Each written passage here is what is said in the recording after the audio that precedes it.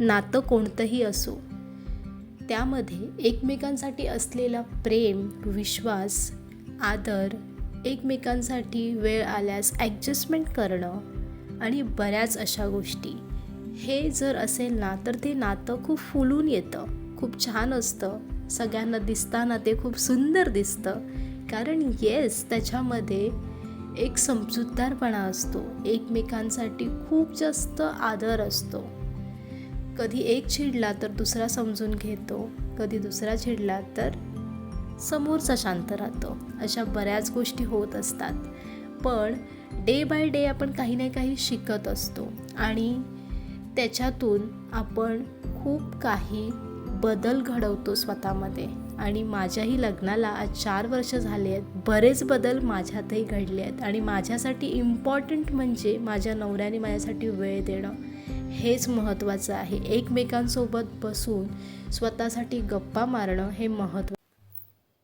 Hello. So जसं तुम्हाला माहीतच आहे की आज ॲनिव्हर्सरीला आमच्या 4 इयर्स कंप्लीट झालेले आहेत. आणि असं फीलही होत नाही आहे की 4 वर्ष झाले आहेत. इट्स लाईक आत्ताच तर लग्न झालं होतं आणि लगेचच दिवस इतके कसे काय गेले असं फील होतं. पण ठीक आहे, आता 4 इयर्स कंप्लीट झाले आहेत. आणि 4 इयर्समध्ये हे फर्स्ट आमचं असं सेलिब्रेशन झालेलं आहे की 4 इयर्समध्ये फर्स्ट टाईम आम्ही असं ट्रिपला बाहेर आलो आणि छान असं सेलिब्रेशन केलं. तेही आम्ही बाईक राईड केलेली आहे almost 400 kilometre. Which is not believable. म्हणजे कोणालाही असं वाटतं, म्हणजे सगळेच जण ॲक्च्युली सेफ्टी साठी असं म्हणतात की इतकं लाँग तुम्ही बाईकने नका जात जाऊ. म्हणजे त्यांना थोडी काळजी असते म्हणून सांगतात, असं काही नाही आहे, त्यांचं पण बरोबरच आहे. पण टचवूड मला माहीत आहे की आकाश खूप सेफली ड्राईव्ह करतो आणि त्याला माहिती आहे कसं ड्राईव्ह केलं पाहिजे. सो मला असं वाटतं त्याच्या भरोशावरती मी कुठेही जाऊ शकते, कारण खूपच व्यवस्थित तो ड्राईव्ह करतो. असं नाही की रस्ता मोकळा आहे म्हणून कसंही कोणत्याही स्पीडला गाडी चालवा, असं नसतं. आणि टचवूड आत्तापर्यंत आम्ही खूप सेफली सगळीकडे गेलो आहोत आणि I hope God is there with us. आणि ऑफकोर्स एकमेकांचा एकमेकांवरती विश्वास आहे. सो सगळ्या गोष्टी होपफुली, म्हणजे प्रवासाबद्दल बोलते आहे मी. सो पुढेही असाच प्रवास छान सुखद आमचा होत राहील बाईकवरती आणि मे बी पुढे बघूया आता.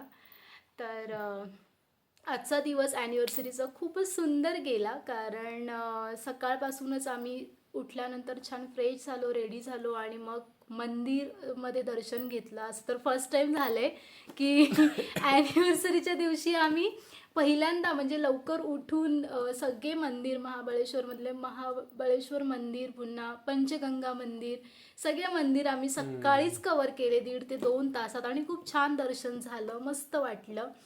आणि त्यानंतरही आम्ही वॉटरफॉलला गेलो होतो. वॉटरफॉललाही खूप छान एक्सपिरियन्स होता, बरोबर. मस्त. आणि व्ह्यू पण खूप म्हणजे छान. आम्हाला बोलले सगळं की बंद असेल वॉटरफॉल किंवा पाणी कमी हां, होतं, म्हणजे बट बऱ्याच ठिकाणी ॲक्च्युली आम्ही जाण्यापूर्वी विचारलं, कारण आत्ता सीझन नाही आहे. वॉटरफॉल बरोबर म्हणजे पावसाळ्यात पावसामध्येच मेन वॉटरफॉल असतो, म्हणून आम्हाला पण होतं की जायचं की नाही. पण म्हटलं की ठीक आहे ना, जवळ आहे तर जाऊन येऊया. असं करून आम्ही जाऊन आलो आणि तिकडचं व्ह्यू खूप छान आहे. आता पाणी खूप कमी आहे, पाण्याचा पण फोर्स नाही वॉटरफॉल आहे. दिसला. पण वॉटरफॉल दिसला आणि तिथला व्ह्यू खूप सुंदर होता.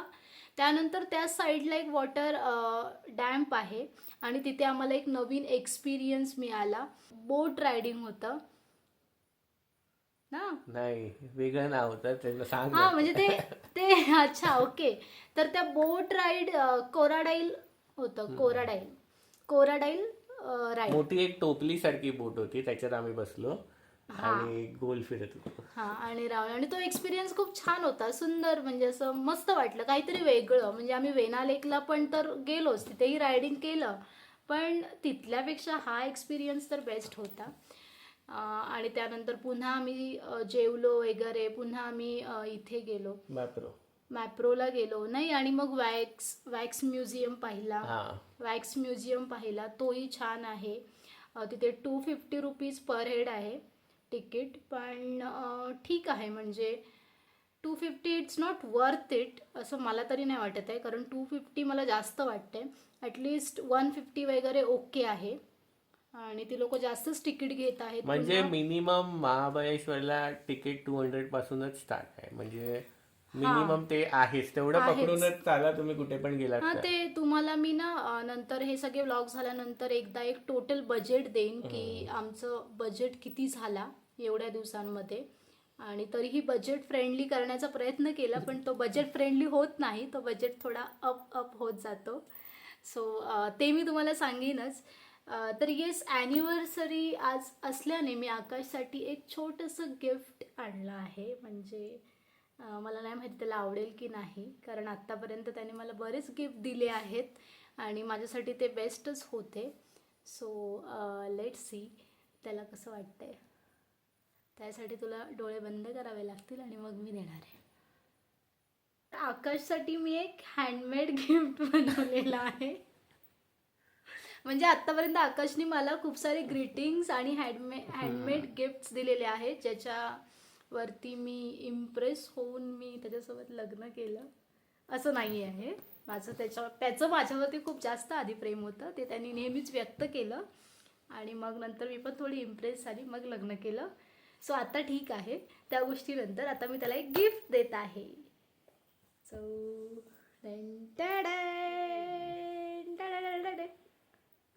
सो इकडे आहे हे गिफ्ट. आय होप तुला आवडेल.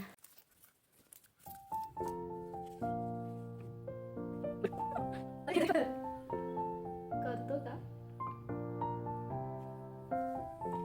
मस्त आहे एकदम. अरे ते उलट दिसेल. हो. चल रीड करून दाखवतो. अरे मला मराठीत नाही समजणार एवढं पटपट. येईल ना, सिम्पल आहे मराठी ते. तू वाच, तू लिहिलंयस ना, तू वाच. नाही. अरे नाही, मला नाही समजणार पटपट. ओके. आणि हे तुला लास्टची लाईन मी वाच. आणि ओके. आणि तुला कसं वाटलं ते तू सांगशील. ओके. तर मग मी त्याला असं छोटंसं लिहिलेलं आहे त्याच्यासाठी. प्रिय नवरा, या जगात अनेक गोष्टी बदलतात, पण माझं तुझ्यावरचं प्रेम कधीच बदलणार नाही. तू माझ्यासाठी फक्त नवरा नाही, तर तू माझा बेस्ट फ्रेंड, माझा आधार आणि माझ्या हृदयाचा एक भाग आहेस. तुझ्यासोबत घालवलेला प्रत्येक क्षण माझ्यासाठी अनमोल आहे. Happy anniversary. Happy anniversary to my hubby. I love you forever. Okay.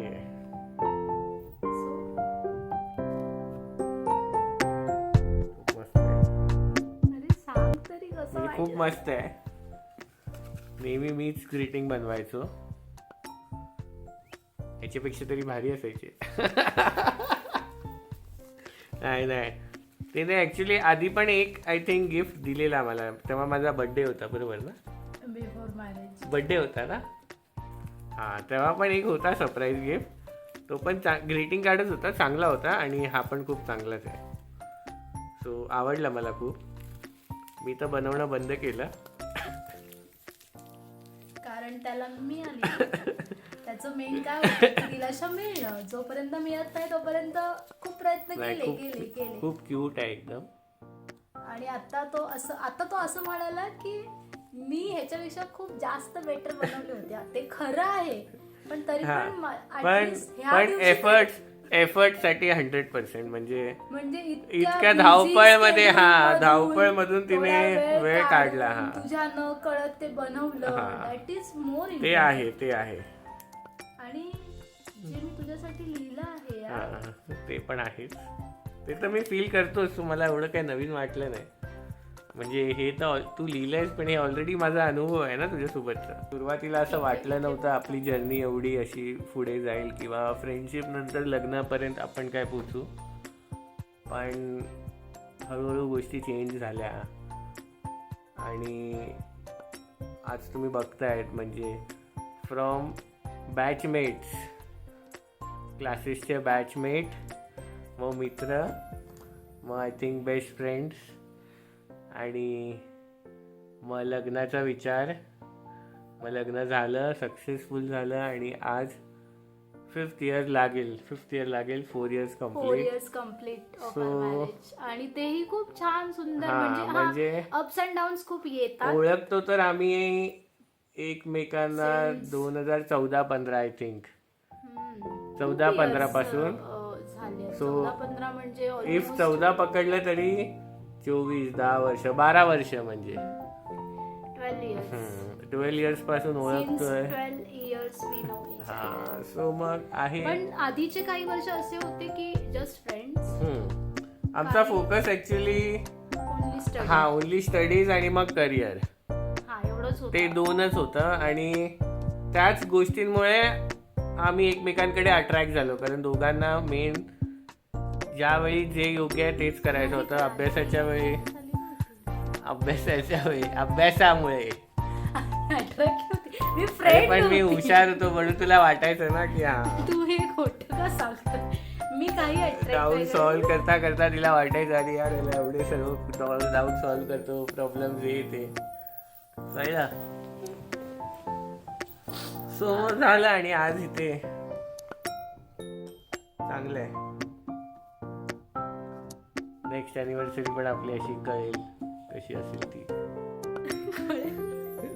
म्हणजे काय करू आता, या अॅनिव्हर्सरीचा ब्लॉग जसा आला तसं होपफुली ट्राय करू की नेक्स्ट टाइम आम्ही अजून काहीतरी करू, समथिंग न्यू प्लेस.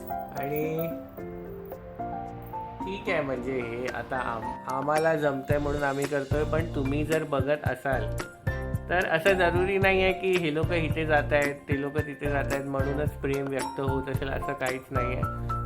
तुम्ही तुमच्या हिशोबाने प्रेम व्यक्त करा, जरी घरी बसवून प्रेम व्यक्त केलं तरी ठीक आहे, बाहेर जात आहे तरी ठीक आहे, पण कंपॅरिझन नका करू की अरे हे लोक तर मस्त फिरतायत हे ते. असं आहे, चांगलं आहे, सगळ्यांचे दिवस चांगले येतीलच, पण वेळ द्या गोष्टींना. लगेच कोणाचं पण बघून तुम्ही स्वतःच्या आयुष्यात पण असं होईल हे लगेच गृहीत नका कंपॅरिझनने करू. कधी कधी भांडणं होतात. हा. अनेकदा असं होतं की अरे हे कपल हे करत आहेत, आपण हे हा. नाही करू शकत आहोत. त्यामुळे कधी कधी तुम्ही जज नका करू स्वतःला. हा, आपल्यामध्ये भांडण होतात. सो रॅदर दॅन ते विचार करण्यापेक्षा आपल्याकडे काय आहे हा, त्याच्यामध्ये त्याच्यात जेव्हा आपण खुश राहतो ना तेव्हा ऑटोमॅटिकली आता जसं दिलाशा बोलली की ही अॅनिव्हर्सरी आमची अशी आहे की जी आम्ही बाहेर निघालोय, नाहीतर आय डोंट नो की कधी आम्ही बाहेर निघालोय. फक्त जास्तीत जास्त बाहेर लंच, डिनर आणि केक कटिंग सेरेमनी घरी जी होते तीच. आणि त्याच्यात पण मी असं नाही की मी खुश नव्हती, मी आजही खुश आहे, मी तेव्हाही खूप खुश होती. पण मला असं नेहमी म्हणजे आम्ही दोघंही एवढे बिझी असतो की गोष्टींना वेळ नाही मिळत. ऑलरेडी रिस्पॉन्सिबिलिटी दोघांवरती तुम्ही आहे. ब्लॉग मध्ये बघितलं असणार मी लॅपटॉप घेऊन बसलोय. आणि इथेही तो लॅपटॉप, म्हणजे आताही मी त्याला म्हणाले की थांब थोडं, लॅपटॉप चालू करण्याच्या आधी हे थोडं आपण शूट करून घेऊया आणि मग तू तुझं काम चालू कर, कारण एकदा तो बिझी झाला मग ते होणार नाही. म्हणून मग मी त्याला म्हणाली.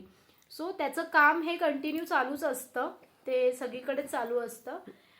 पण काम ही फर्स्ट प्रायोरिटी ही सगळ्यांचीच असते, कारण त्यांनी बऱ्याच गोष्टी आपल्या सॉर्टेड होत असतात. लाईफ आपलं पैशांमुळे चालतं आणि जॉब असेल तर पैसा असेल. जी लोक बोलतात पैसा महत्वाचा नाही, असं काही नाही, पैसा महत्वाचा आहेच.